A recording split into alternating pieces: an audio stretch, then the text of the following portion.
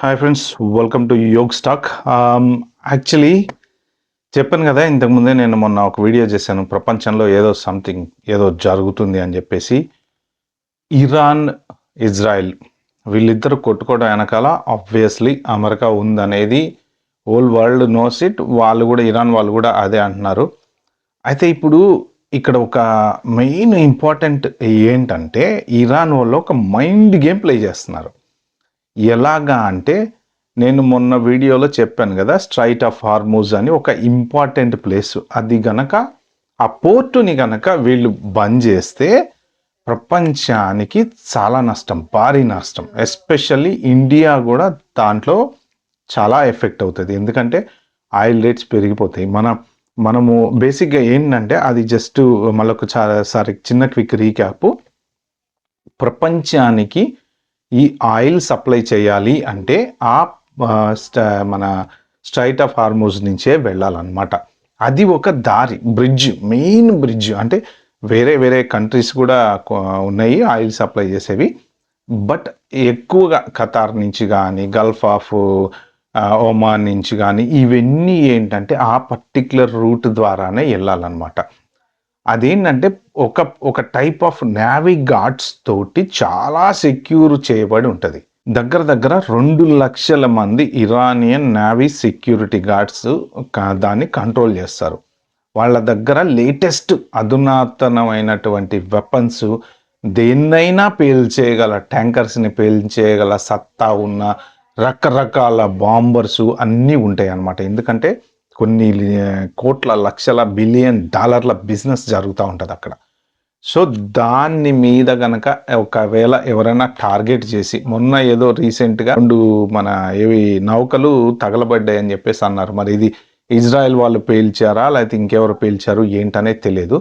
ఒకవేళ అసలు ఇరానే టార్గెట్ చేయాలనుకుంటే, అమెరికా వెళ్ళేటువంటి ఒక పెద్ద షిప్, ఆయిల్ తీసుకెళ్లే ఒక పెద్ద షిప్ని సింపుల్గా తగలబడేసిందంటే అమెరికా తలకిందులైపోద్ది. ఎందుకు అంటే, ప్రజెంట్ ఇప్పుడు మనం ఇంటర్నెట్ లేకుండా ఎలా బతకలేమో అలాగా ఆయిల్ అనేది లేకుండా అసలు ప్రపంచం స్తంభించిపోద్ది, ఎక్కడికక్కడ స్తంభించిపోద్ది. సో మేజర్ బిజినెస్ ఈ పోర్ట్ ద్వారానే జరగాలి. ఒకవేళ సడన్గా ఈ పోర్ట్ వీళ్ళు మూసేశారు ఇరాన్ వాళ్ళు అనుకుంటే, వేరే చోట్ల నుంచి ఆయిల్ తెచ్చుకొని ఆ ఆయిల్ మనం ఇళ్ళ దాకా వచ్చి మన బండ్లలో పెట్రోల్ పోసుకోవాలంటే ఇదంతా ఒక పెద్ద చాలా డీప్ స్ట్రక్చరల్ హిస్టరీ అనమాట. అది అంత ఈజీగా జరిగే పని కాదు. ఇప్పుడు ప్రెజెంట్ 100 రూపాయలు ఉన్న పెట్రోలు 300కి వెళ్ళినా వెళ్ళచ్చు, 400కి వెళ్ళినా వెళ్ళచ్చు, చెప్పలేము. అలాంటి పరిస్థితులు వస్తాయి. సో ఇరాన్ వాళ్ళ మాస్టర్ ప్లాన్ ఏంటి అంటే, ఇప్పుడు వీళ్ళు గనక ఈ హార్మోజ్ పోర్టుని గనక మూసేస్తే ప్రపంచమంతా వీళ్ళని తిడతారనమాట. అందరూ ఆబ్వియస్గా నీ వల్ల వరల్డ్ అంతా నాశనం అయిపోతుంది, మన పెట్రోల్ రేట్లు పెరిగినాయి, ఎకనమీ పెరిగింది, అన్నీ పెరిగింది. ఆబ్వియస్గా మీకు ఒక్క పెట్రోల్ రేటు పెరిగిందంటే ఇంకా లింక్ మొత్తం అన్ని లింక్ కదా, అన్ని రకాలు పెరుగుతాయి. ఏదైనా సరే, గూడ్స్, ఫుడ్, తినడానికి, ఉండటానికి రోడ్ అన్నీ పెరుగుతాయి. సో నీ వల్ల ప్రపంచం నాశనం అవుతుంది అనే అపవాదు మాకొద్దు అన్న ఉద్దేశంతో వాళ్ళు ఏం చేస్తున్నారంటే, ఇండైరెక్ట్గా గెలుకుతున్నారనమాట. ఇప్పుడు ఒకవేళ ఇది మన ఈ హార్మోజ్కి చుట్టూ ఉన్నటువంటి ఈ స్ట్రైట్ ఆఫ్ హార్మోజ్కి చుట్టూ ఏమున్నాయి, అమెరికా వాళ్ళ ఎయిర్ బేస్లు ఉన్నాయి. మీరు ఒమాన్లో చూసుకున్న, సౌదీ అరేబియాలో చూసుకున్న, అక్కడ చూసుకున్న, ఎక్కడ చూసుకున్నా వాళ్ళ ఎయిర్ బేస్లు ఉన్నాయి. ఒకవేళ ఈ ఇరాన్ వాళ్ళు గనక మాటిన్ లేదని పొరపాటున అమెరికా వాళ్ళు గనక అటాక్ చేస్తే, ఏదో ఒక రకంగా ఇరాన్ని అటాక్ చేస్తే, అప్పుడు వాళ్ళు ఏం చేస్తారు అంటే మన హార్మూజ్ పోర్టుని మూసేస్తారు. ఏమైపోయింది, ఖతం అయిపోయింది. ప్రపంచం అంతా ఒక్క దెబ్బకి అష్టదిగ్బంధనం అయిపోతుంది అది కనుక మూసేస్తే. అప్పుడు వాళ్ళు మూసి ఏం చెప్తారు, అమెరికా మమ్మల్ని అటాక్ చేసింది కాబట్టి మేము సెల్ఫ్ డిఫెన్స్ కోసం మూసేసాము, మరి మమ్మల్ని మేము ప్రొటెక్ట్ చేసుకోవాలి కదా అని. ఓకే, అది ఒకటి చాప్టర్. నెక్స్ట్ చాప్టర్ ఏంటంటే, సడన్గా డూమ్స్డే ఫ్లైట్ రంగంలోకి దిగింది. డూమ్స్డే ఫ్లైట్ అంటే బేసిక్గా ఏంటి అంటే, యాక్చువల్గా అది E-4B నైట్ వాచ్ ప్లేన్ అని కూడా అంటారు అనమాట. అంటే అమెరికాలో అత్యంత సెక్యూరిటీ ఉన్నటువంటి ప్లేన్ అది. అంటే ఒకవేళ భూమి మీద గనక అణ్వాయుధాలు పడ్డా, ఎవరైనా న్యూక్లియర్ అటాక్స్ చేసినా, ఏ బాంబ్స్ చేసినా, ఏం చేసినా ఆ ఫ్లైట్‌కి ఏం కాదు. దాంట్లో ఏంటంటే ఒక 100+ మెంబర్స్, అరౌండ్ 117 మెంబర్స్ ట్రావెల్ చేయొచ్చు ఆ డూమ్స్‌డే ఫ్లైట్‌లో. దాన్ని ఎప్పుడు పడితే అప్పుడు బయటకు తీయరు. అదేంటి అంటే ఇంకా వెరీ ఎమర్జెన్సీ వచ్చి భూమి మీద బాంబులు, మిసైల్‌లు పడుతున్నాయి. ఇంకా న్యూక్లియర్ అటాక్ కూడా జరుగుతుంది అన్న టైంలో ఏంటంటే ఫస్ట్ యూఎస్ ప్రెసిడెంట్ జనరల్‌గా ఫస్ట్ ప్రియారిటీ. సో, ఈ యూఎస్ ప్రెసిడెంట్‌తో పాటు మిగిలిన ఎవరెవరైనా ఇంపార్టెంట్ పర్సన్స్ ఎక్కి మీటింగ్స్ పెట్టుకోవాలన్నా, ఏమన్నా చేసుకోవాలన్నా అక్కడి నుంచి గ్రౌండ్ కంట్రోల్ మొత్తం డూమ్స్‌డే ఫ్లైట్‌లోంచి కంట్రోల్ చేయొచ్చనమాట.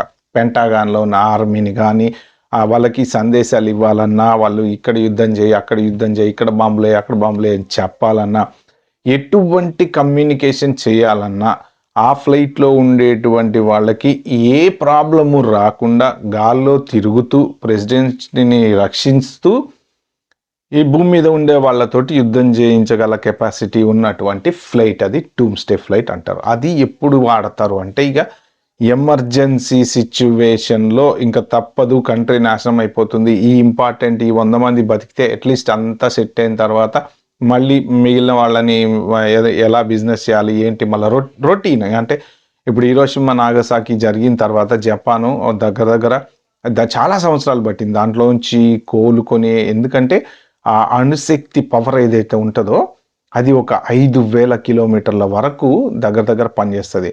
పొరపాటున ఏదన్నా ఒక చిన్న యురేనియం వెళ్ళి వాటర్‌లో పడింది. ఆ వాటర్ మొత్తం కంటామినేట్ అయ్యిద్ది. వాటర్ తాగినోళ్ళంతా చచ్చిపోతారు. సో, అది చాలా పవర్‌ఫుల్ అన్నమాట.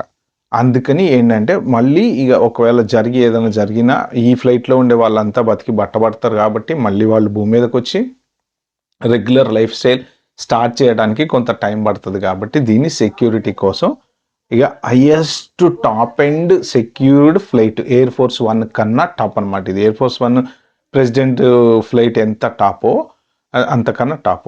అయితే ఇప్పుడు ఇది సడన్‌గా ఎందుకు బయటకి తీసుకొచ్చారు? వైట్ హౌస్‌కి దగ్గర ఉన్న ఒక ప్లేస్‌లో ఇది ల్యాండ్ అయింది. ఎందుకు ల్యాండ్ అయింది? ఇప్పుడు దీని మీద రకరకాల థియరీస్ వస్తున్నాయి. ఒకవేళ ఏమన్నా యుద్ధం జరగబోతుందా? అమెరికా గనక పోయి ఇప్పుడు ఇరాన్ మీద యుద్ధం చేస్తే మళ్ళా ఇప్పుడు ఒక్కళ్ళు ఏలు పెట్టారంటే ఇంక అందరూ ఏలు పెడతారండి. ఇప్పుడు రష్యా ఉంది. రష్యా వాళ్ళు కూడా ఇండైరెక్ట్‌గా ఇజ్రాయెల్‌ని థ్రెట్ చేస్తున్నారు. ఇరాన్‌కి ఏదైనా జరిగిందంటే మేము ఊరుకోమని. అటుపక్క చైనా వాడు ఒక 700 800 మిసైల్స్ రెడీగా ఉన్నాయి. ఎప్పుడు కావాలంటే అప్పుడు చెప్పి ఇచ్చేస్తామని వాడు అంటున్నాడు. సో, వాళ్ళంతా ఒక టీము. ఇజ్రాయెల్‌కి అమెరికా సపోర్ట్. కానీ అమెరికా స్థావరాలన్నీ ఒమాన్ అది మన ఈ చుట్టూ ఇరాన్ చుట్టూ సౌదీలో, ఖతార్‌లో అక్కడ ఎక్కడ పడితే అక్కడ వాళ్ళు తెలివిగా ముందే ఏర్పాటు చేసుకున్నారు. కానీ ఇరాన్ మీద ఎప్పటినుంచో వీళ్ళకి ఒక రకమైన మంట మండుతుంది. ఫస్ట్ ఈ న్యూక్లియర్ అగ్రీమెంట్ ఏదైతే ఉందో అది బరాక్ ఒబామా టైంలో ఉండేది. ఏముండేది అంటే ఇరాన్ వాళ్ళు మీరు న్యూక్లియర్ ఇవి ఎటువంటి సంబంధించిన బాంబులు మీరు తయారు చేయకూడదు అనే అగ్రిమెంట్ మీద సైన్ చేసుకున్నారు ఒబామా టైంలో. వాళ్ళు ఆపేశారు ఇరాన్ వాళ్ళు. ట్రంప్ వచ్చిన తర్వాత ఏమైంది? ఫస్ట్ టైం ట్రంప్ వచ్చినప్పుడు నాకొద్దొద్దు ఈ అగ్రిమెంట్ లేదు ఏం లేదు మేము అంటే స్వచ్ఛందంగా ట్రంప్ అంతటా ట్రంపే దీంట్లోంచి విత్డ్రా చేసుకున్నారు. అప్పుడేంటి ఇంకా వాళ్ళు గో హెడ్ ఇచ్చినట్టే కదా ఇండైరెక్ట్‌గా. సో, ఇవన్నీ కూడా కొన్ని కొండలలో వాళ్ళు ఇరాన్‌లో రష్యా సైంటిస్టులు ఉండి వాళ్ళు అణు వస్త్రాలు తయారు చేస్తున్నారు. అక్కడ రీసెర్చ్ చేస్తున్నారు. సో, ఆ ప్లేస్‌ని గనక ఏమన్నా ముట్టుకుంటారు అంటే ఒకవేళ ఆ ప్లేస్‌ని గనక అమెరికా వాళ్ళు గానీ, ఇజ్రాయెల్ వాళ్ళు గానీ ఎవరన్నా బాంబులేసి ఏమన్నా చేసి పేల్చేసినా అప్పుడు రష్యా వాళ్ళు రంగంలోకి దిగుతారు. ఆటోమేటిక్‌గా చైనా వాళ్ళు రంగంలోకి దిగుతారు. అప్పుడు ఇంకేంటి ఇది ముదిరి పెద్ద పెద్ద కనబడతది. ప్రపంచానికి ఆయిల్ ఆగిపోతది. ఇప్పుడు కొన్ని కంట్రీస్ ఉన్నాయి. యుద్ధంలో ఇన్వాల్వ్ కాకపోయినా ఆడికి పెట్రోల్ రాకపోతే వాడి కంట్రీ బతకలేదు కదా! అలాగా అంటే ఒక్క జస్ట్ పెట్రోల్, డీజిల్ కోసం అనేసి ఈ వార్ జరుగుతదనమాట. అంటే ఈ సునామీ వచ్చినప్పుడు అంతా చెల్లాచెదురైపోయి ఎలాగైతే అయిపోయిందో, ఇప్పుడు అంతా ఈ రచ్చ చేసేసి చెల్లాచెదురు చేసేసిన తర్వాత చివరికి ఆ పెట్రోల్, డీజిల్ కోసం అందరూ కొట్లాడుకొని చస్తారనమాట. అది ఇరాను ఇప్పుడు తెలివిగా అమెరికాని రెచ్చగొడుతుంది. అమెరికా గనక వార్‌లోకి దిగితే వీళ్ళు ఈ హర్ముజ్ పోర్ట్ మూసేస్తారు. హర్ముజ్ పోర్ట్ మూసేస్తే ఖతం అయిపోయింది. మనం నోటికి కూడు దొరకదు. అది ప్రస్తుతానికున్న పరిస్థితి.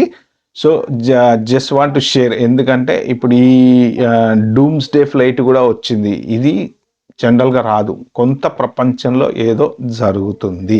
ఓకే ఫ్రెండ్స్, ఇది ఈ వీడియోలో నేను చెప్దాం అనుకుంది. వీడియో మీకు నచ్చినట్టుంటే ప్లీజ్ అండి like, share, subscribe my channel. Thank you.